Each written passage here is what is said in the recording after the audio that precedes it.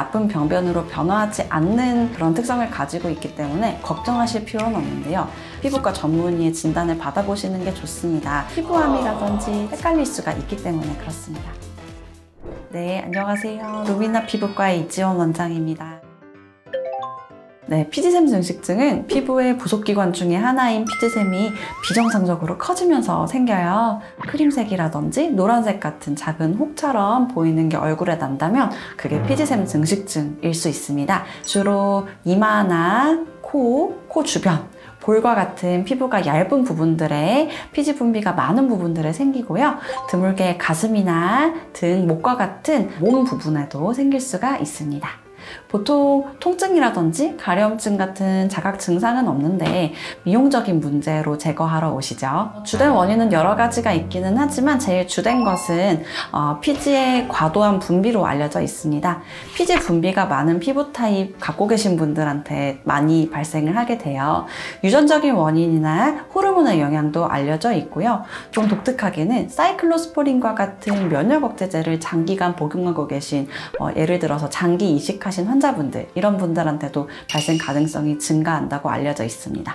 비립종, 여드름 이런 부분과는 어떤 차이가 있나요? 비립종, 여드름과 헷갈려 하시는 분들 많이 있어요. 네, 피지샘 증식증은 피지샘 조직 자체가 커져서 생기고 경계가 불규칙하면서 울퉁불퉁한 모양이에요.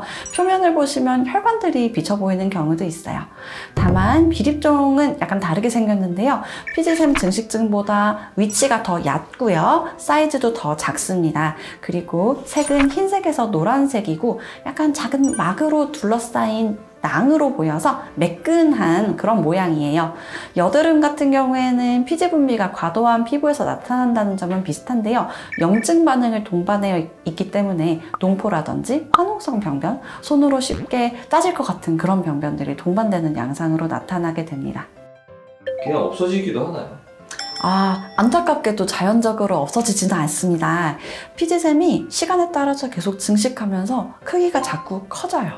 그러면서 개수가 늘어나는 경우도 있고요. 그렇기 때문에 미용적인 이유 이런 것들 때문에 신경 쓰이실 수 있거든요. 병원에 오셔서 적절하게 치료하시는 게 필요합니다.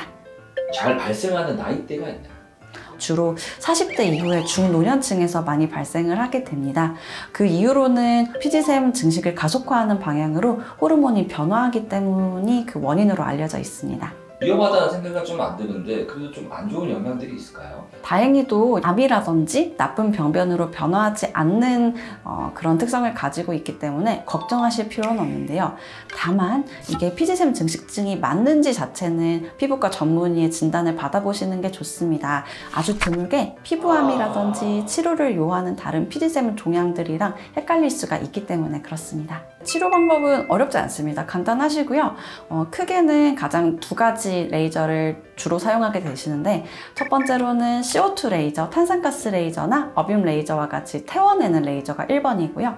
혹은 포텐자나 아그네스와 같이 바늘을 찔러서 에너지를 흘려보내는 니들 RF, 이런 치료가 주된 치료고 이외에도 잘 쓰이지는 않지만 냉동치료나 전기 소작술, 절대술 같은 것도 해볼 수가 있겠습니다. 아까 말씀드린 태워내는 방식의 레이저는 그 병변의 윗부분을 태워서 노출을 시킨 다음에 피지샘들을 물리적으로 짜내서 제거를 하게 됩니다. 이때 마취크림을 바른 후에 진행하기 때문에 레이저로 태워내는 통증은 잘 느껴지지는 않지만 짜낼 때는 또 아프시기는 해요. 그때 좀 불편하시긴 할 거고요.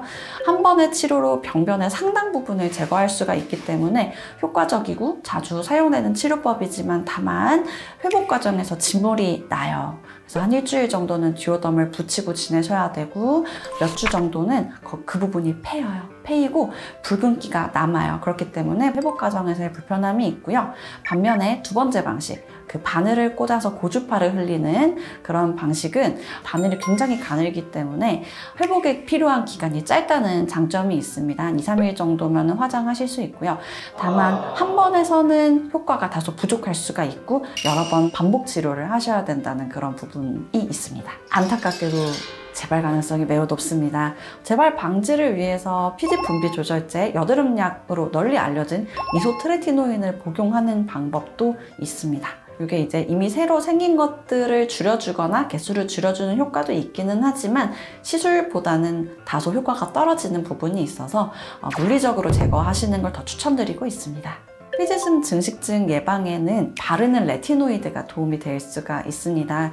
지금은 단종되었지만 스티바에이라는 이름으로 트레티노인 크림은 굉장히 효과가 좋은데 자극감이랑 피부염이 발생하는 빈도가 꽤 높습니다. 저도 쉽지 않아요.